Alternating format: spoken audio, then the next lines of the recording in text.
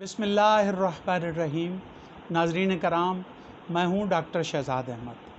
آج آپ کے سامنے سیدہ پروین زینب سروری کے نعتیہ کلام میں آپ کے سامنے پیش کر رہا ہوں۔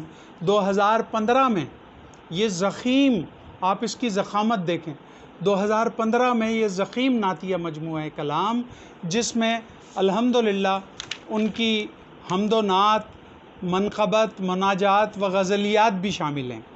یہ دیکھ لیجئے 2015 میں یہ شائع ہوئی ہے، اور الحمدللہ ان کی شاعری جو ہے وہ بڑی زبردست ہے، 368 صفحات ہیں اور بڑے سائز ہیں۔ اور پھر ان کی دوسری کتاب جو مجموعہ حمد و نعت ہے وہ حریم نور کے نام سے، یہ بھی سیدہ پروین زینب سروری صاحبہ کا مجموعہ کلام ہے۔ اور الحمدللہ اگر آپ دیکھیں گے تو خواتین کی نعتیہ شاعری میں آپ کا بہت اہم مقام ہے، اور الحمدللہ جس توجہ سے، جس انہماک سے اور جس تسلسل کے ساتھ ہماری جو ہے زینب سروری صاحبہ جو حمد و نعت لکھ رہی ہیں، وہ بڑی توجہ کی طالب ہیں۔ اور پھر جو ان کا یہ نیا مجموعہ ہے جو الحمدللہ 2020 میں آیا، آپ اسے دیکھ لیجئے، قندیل نور کے نام سے۔ اور ابھی میرے علم میں یہ بات آئی ہے کہ ان کا چوتھا مجموعہ کلام بھی الحمدللہ آ گیا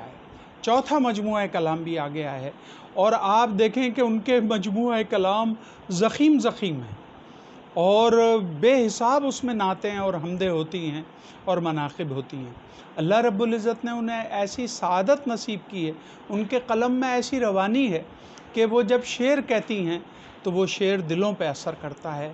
میں دعا گو ہوں کہ سیدہ پروین زینب سروری صاحبہ کو اللہ رب العزت اپنی حفظ و امان میں رکھے، اور وہ نعت کی ایسی ہی گواہیاں مزید پیش کرتی رہیں۔